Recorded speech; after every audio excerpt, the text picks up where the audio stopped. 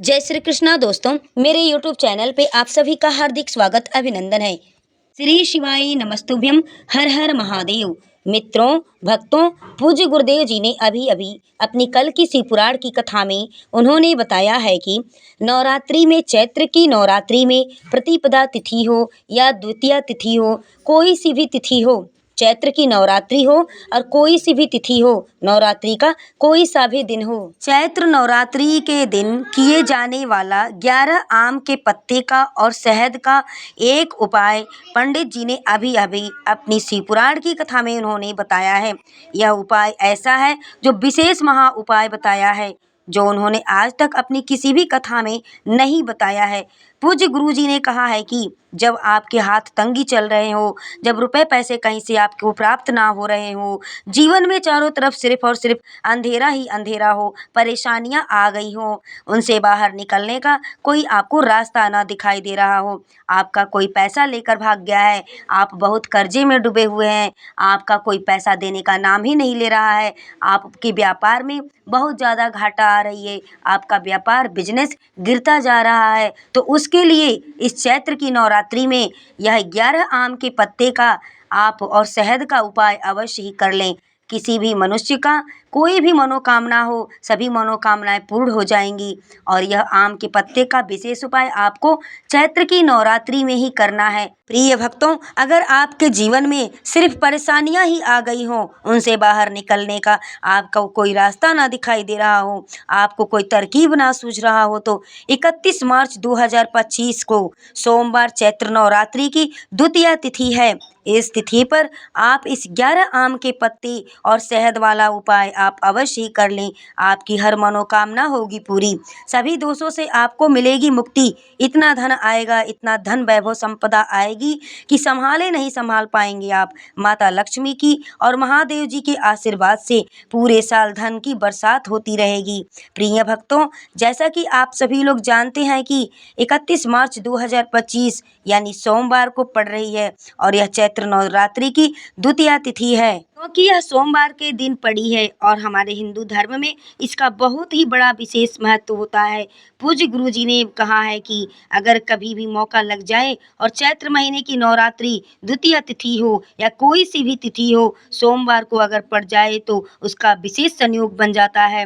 तो आप लोगों को सिर्फ और सिर्फ एक 11 आम के पत्ते वाला और शहद वाला इस उपाय को तो अवश्य ही करना चाहिए प्रिय भक्तगणों, क्योंकि इन दोनों तिथियों का संयोग बहुत ही कम देखने को मिलता है और बहुत ही कम पड़ता है। इसी के साथ दोस्तों, गुरु जी ने यह भी कहा है कि कभी भी आपको चैत्र महीने में मौका लग जाए, आपके दिमाग पे ये बात आ जाए कि 11 आम के पत्ते और शहद वाला उपाय गुरु जी ने अपनी शिवपुराण की कथा में उन्होंने बताया है, हमने कभी सुना है, यह दिमाग पे आपके आ जाए, ध्यान पे आ जाए, तो आप चैत्र नवरात्रि के किसी भी प्रतिपदा तिथि से लेकर के 9 दिन के अंदर अष्टमी तिथि तक आप इस उपाय को, महा उपाय को अवश्य ही कर लें। क्योंकि इस उपाय को करने से घर में धन, लक्ष्मी, वैभव, संपदा की कभी कमी नहीं रहती है। जहां आम के पत्तों का तोरण लगाया जाता है, बंदरवार लगाया जाता है, वहां माता लक्ष्मी स्वयं निवास करती हैं। जिसके दरवाजे पर आम के पत्ते और अशोक के पत्तों का तोरण, बंदरवार बनाकर लगाए जाते हैं, उसके घर में साक्षात माता लक्ष्मी देवी का वास होता है और देवी आम के पत्तों पे बहुत ज़्यादा खुश रहती हैं। आम के पत्ते का बंदरवार तोरण सभी लोग अपने मेन गेट पर, मेन दरवाजे पर अवश्य ही लगाएं। प्रिय भक्तगणों, यह उपाय इतना खास है कि अगर आपने सही मुहूर्त पर, सही क्रिया अनुसार 11 आम के पत्तों का आपने और शहद का जो उपाय गुरु जी ने अपनी शिवपुराण की कथा में बताया है, इस उपाय को अगर आप कर लेते हैं तो महादेव जी के आशीर्वाद से आपके जीवन का कितना ही बड़ा दुख क्यों ना हो, उससे आपको मुक्ति मिल ही जाती है। प्रिय मित्रों, यह उपाय करने से साक्षात देवी माता पार्वती और माता जगत जननी जगदम्बा का आशीर्वाद आपके ऊपर रहता है। माता जगत जननी जगदम्बा जब अब आपके कार्यों को देखती हैं कि यह भक्त इतना कष्ट में है, दुख में है, तो वह उसके लिए महादेव जी से विनती करती हैं, प्रार्थना करती हैं कि हे महादेव जी, हे प्रभु, ये भक्त आपका है और ये आपका पूजन अर्चन करता है, इसके सभी कष्टों को आप दूर करें। ये मित्रों, अगर आपकी कोई भी मनोकामना हो, मान लीजिए आप नौकरी की तैयारी कर रहे थे तो आपकी नौकरी भी मिल जाएगी, आपका बंद पड़ा व्यापार भी चलने लगेगा। और मित्रों, आप जिस बीमारी से, जिस कष्ट से बहुत दिनों से परेशान हैं, झेल रहे थे, उस बीमारी से आपको मुक्ति भी मिल जाएगी। आपके जीवन में इतना धन आना शुरू हो जाएगा, आपके जीवन में धन आने के नए नए तरकीब रास्ते खुल जाएंगे। मान के चलिए भक्तगणों, फिर आपको अपने जीवन में किसी भी प्रकार की परेशानियों का सामना नहीं करना पड़ेगा। इसलिए प्रिय मित्रों, प्रिय भक्तों, 31 मार्च सोमवार चैत्र नवरात्रि के प्रतिपदा तिथि के बाद द्वितीया तिथि का प्रारंभ हो रहा है और इस दिन आप लोगों को इस वाले उपाय को अवश्य ही कर लेना है। भले ही आपने पूरे साल में कभी भी अपने जीवन में इस उपाय को न किया हो, पर अगर आपने इस चैत्र महीने में पड़ने वाली नवरात्रि के दिन अगर इस उपाय को आपने कर लिया तो आपको इस उपाय को करने का इतना बड़ा फल मिलेगा कि जिसकी आपने कभी कल्पना भी नहीं की होगी, आपने कभी सोचा भी नहीं होगा। आप लोग यह 11 आम के पत्तों का और शहद वाला उपाय शिवलिंग पर माता अशोक सुंदरी वाली जगह पर आपको करना है। इस उपाय को करने से आप वंचित न रह जाएं, क्योंकि इस वर्ष 2025 में जो चैत्र की नवरात्रि है, इसमें प्रतिपदा तिथि को माता शेरावाली जो है कि हाथी पर सवार होकर के आ रही हैं और हाथी पर ही सवार होकर के जाएंगी भी। यानी माता का हाथी पर सवार होकर के आना और हाथी पर सवार होकर के प्रस्थान करना, यह बड़ा ही शुभ संकेत होता है हर मनुष्य के लिए, हर जातक के लिए और अपने देशवासियों के लिए। यह बड़ा ही शुभ समाचार संकेत होता है। प्रिय मित्रों, प्रिय भक्तों, आप सबसे मेरा निवेदन है, मेरी प्रार्थना है कि चैत्र की नवरात्रि का यह मौका अपने हाथों से आप लोग छूटने न दें। इसका अवश्य ही आप लोग लाभ उठाएं। कोई बहुत ज़्यादा इसमें आपको तामझाम नहीं करना है।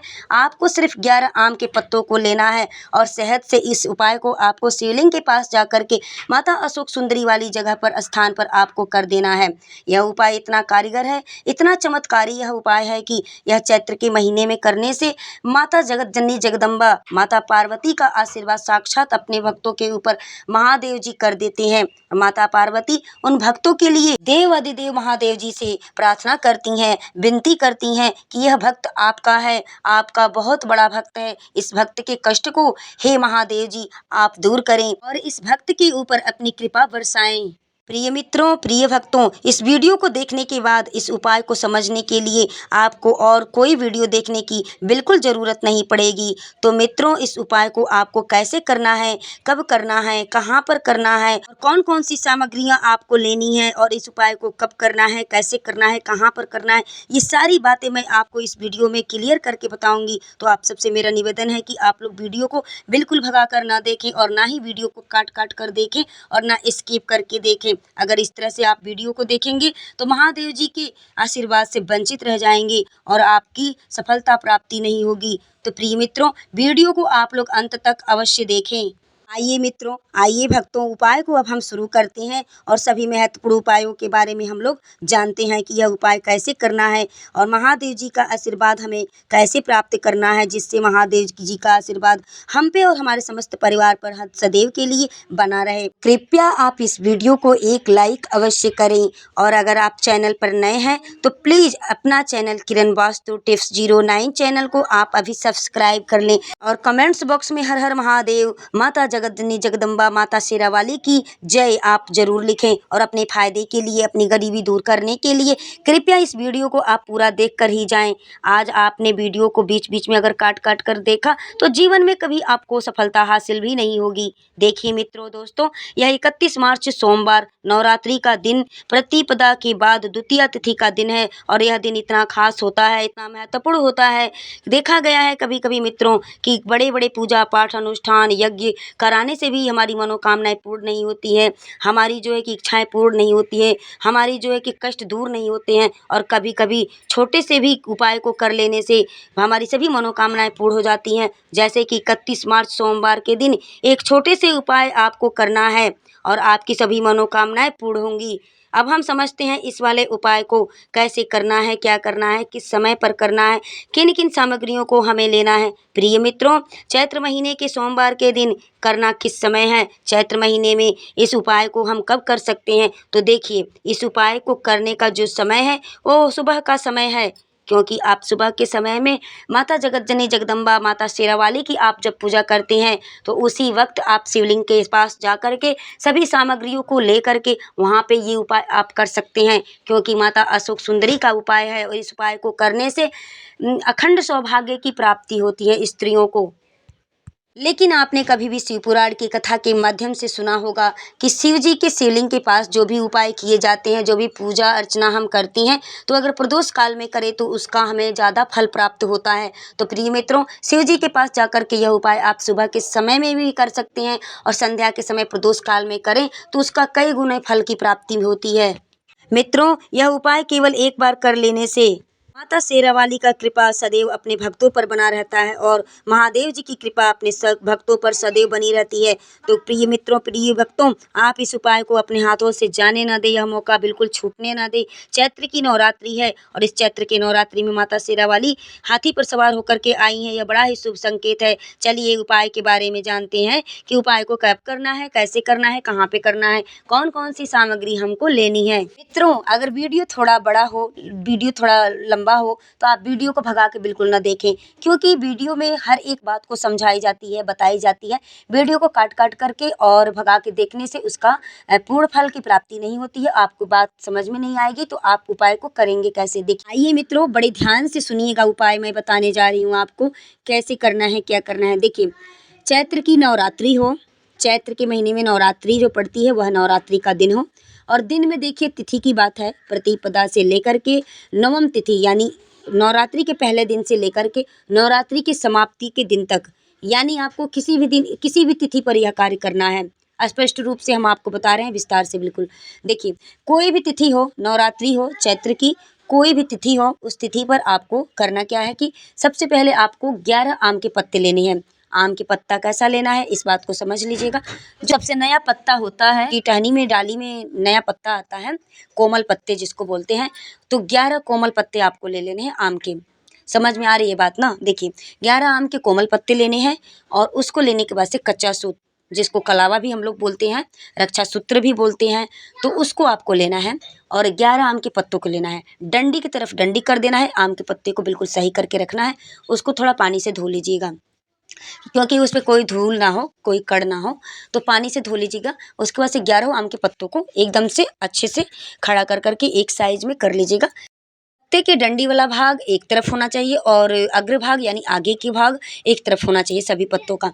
इस तरह से पत्तों को आपको रख लेना है और कच्चा सूत कलावा से उसको पूरी अच्छी तरह से लपेट देना है, बांध देना है। देखिए, डंडी जो है, डंडी का हिस्सा आपको थोड़ा छोड़ देना है।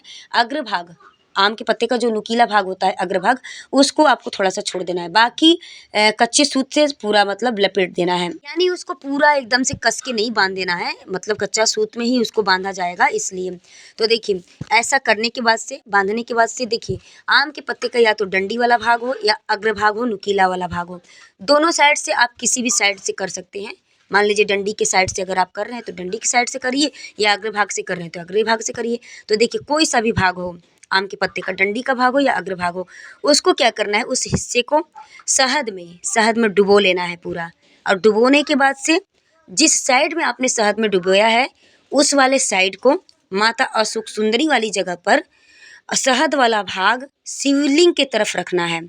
माता अशोक सुंदरी के ऊपर ऐसे रखना है बिल्कुल, और लेकिन शिवलिंग के तरफ जो शहद वाला भाग है, जिसमें शहद आपने लगाया है भाग में, उस वाले भाग को, आम के पत्ते का भाग शिवलिंग की तरफ होना चाहिए जिसमें शहद लगाया है आपने। और देखिए, माता सुख सुंदरी का स्थान कौन सा है आप लोग समझ लीजिए। मैं इस वीडियो में भी आपको शिवलिंग में दिखा दे रही हूँ। देखिए, मैं शिवलिंग में आपको पूरा स्पष्ट से दिख रहा होगा। माता सुख सुंदरी का भाग स्थान जो है कि सर्प के रूप में होती हैं, जहाँ से जलाधारी बह के निकलती है, वहाँ सांप होगा एक सर्प, आपको दिख रहा है पूरा वीडियो में, हम दिखा भी रहे हैं।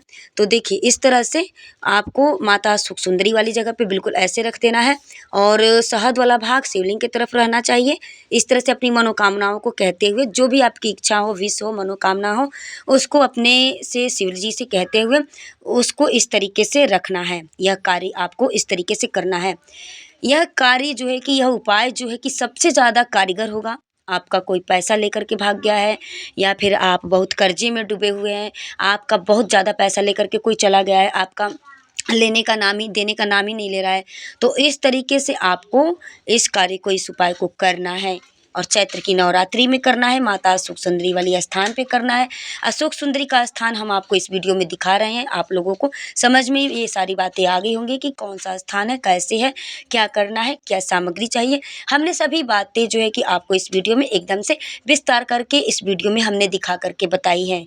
शिव पुराण की कथा में गुरु जी ने बताया है कि अगर यह उपाय आप करते हैं, मान लीजिए बहुत धन संपदा की कमी है, आपके घर में रुपए पैसे की एक एक रुपए की कमी है और लक्ष्मी माता का वास नहीं हो रहा है, लक्ष्मी रुक नहीं रही है, पैसा रुपया रुक नहीं रहा है, टिक नहीं रहा है, तो इस उपाय को आप जरूर करिए। चैत्र की नवरात्रि में करिए, किसी भी तिथि पर करिए, कोई सी भी तिथि हो, कोई सा भी दिन हो, 9 दिन के अंदर किसी भी तिथि पे आप कर सकते हैं।